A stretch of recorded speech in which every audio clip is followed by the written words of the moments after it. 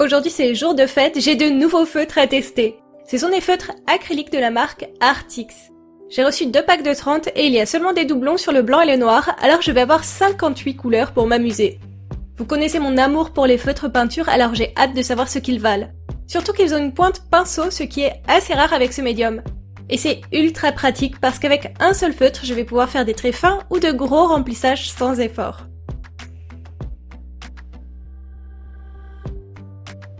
On commence avec le petit swatch des 60 feutres. Ils ont déjà les pointes gorgées de peinture, donc ce sont les premiers feutres acryliques que j'essaye qui n'ont pas besoin d'être activés.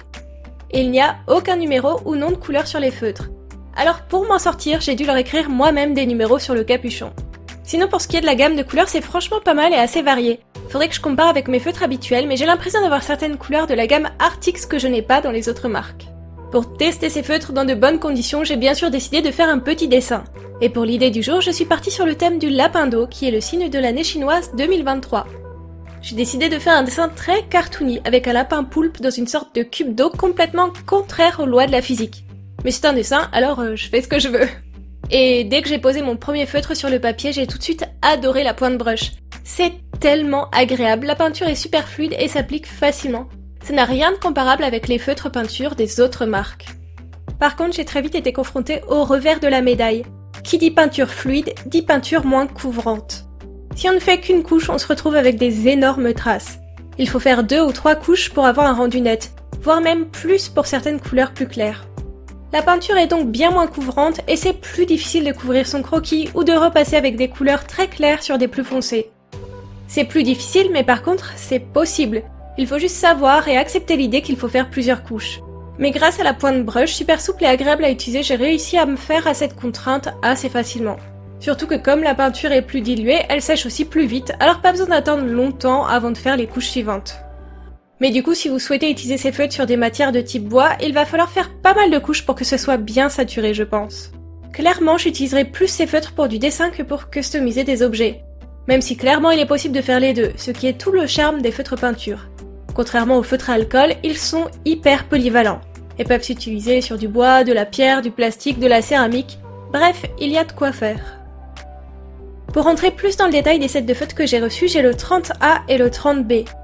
Le pack A est composé de couleurs plus pastel, tandis que le B est plus classique. J'ai lu que les blancs et noirs en doublon n'ont en vrai pas tout à fait la même intensité. C'est pour ça que je les ai tous testés lors de mon swatch. Mais la différence est plutôt subtile. Mais sinon pour toutes les autres couleurs, la différence est bien nette. Je vous ai mis les liens des produits en description. S'ils vous intéressent, n'hésitez pas. En plus, si vous passez par mon lien, vous soutiendrez aussi ma chaîne parce que je pourrais toucher une petite commission. Je vous ai mis quelques plans en temps réel ou très peu accélérés dans la vidéo pour que vous puissiez bien vous rendre compte de ce que ça fait d'utiliser les pointes brush. Je suis une grande fan de ce type de pointe, mais ça a surtout l'avantage d'être polyvalent.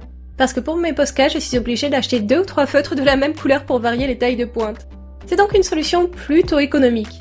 Par contre, comme je vous le disais plus tôt, l'encre est plus fluide, plus diluée et moins opaque. Ça rend d'ailleurs le rendu un peu plus lisse et moins texturé qu'avec des Posca par exemple. J'ai presque l'impression que ces feutres sont à mi-chemin entre des feutres à dessin et des feutres custom. Certains de leurs avantages peuvent aussi être des défauts et inversement selon le cadre dans lequel vous choisissez de les utiliser. Mais peut-être que si vous faites beaucoup de coloriage ou beaucoup de dessins sur papier, vous serez vraiment ravis de ces feutres. Et autre petit point sympa, enfin du moins personnellement j'adore cet aspect-là, ils ont un aspect mat et moi je n'aime pas du tout les feutres brillants alors ça me va plutôt bien. Je crois que je vais essayer de transformer mon lapin poulpe en sticker. Je ne sais pas si je vais pouvoir beaucoup réduire sa taille, mais au pire ça fera un très gros sticker. Si le rendu est bon, sachez qu'il fera clairement partie de mes contreparties Patreon du mois de janvier. D'ailleurs, je vous rappelle que vous avez jusqu'au 31 janvier pour vous inscrire à mon Patreon, si vous voulez le sticker, la planche de coloriage ou le print du printemps. Le lien est bien sûr en description de la vidéo. En faisant les ombrages et les détails de mon illustration, je me suis rendu compte que certains feutres se superposaient bien mieux que ce que je pensais. Il y a surtout le blanc avec lequel j'ai dû faire beaucoup de couches, mais j'ai réussi à obtenir le rendu que je voulais. Je suis plutôt contente de la tournure de la mise en couleur d'ailleurs. Et puis le rendu est un peu plus lisse qu'avec mes autres feutres peinture, du coup j'ai essayé de faire un ancrage coloré avec des crayons de couleur. Généralement ce sont 2 médiums qui ne fonctionnent pas trop ensemble, surtout quand on utilise le crayon par-dessus la peinture. Mais pour le coup, bonne nouvelle, l'ancrage a très bien marché. Et je crois qu'il est temps d'admirer le résultat final. Mais avant, un petit récap des étapes de ma mise en couleur. J'espère que la vidéo du jour vous a plu. De mon côté, j'ai adoré tester ces feutres et je serais curieuse de savoir ce que vous en pensez et s'ils vous ont donné envie. N'oubliez pas, les liens sont en description de la vidéo. Ce week-end, pas de live Twitch pour moi, parce que je suis en ce moment en week-end avec mon chéri et des amis. Mais par contre, je prendrai le temps de répondre à tous les commentaires des gens qui me diront ce qu'ils ont prévu de faire ce week-end. Allez, à bientôt!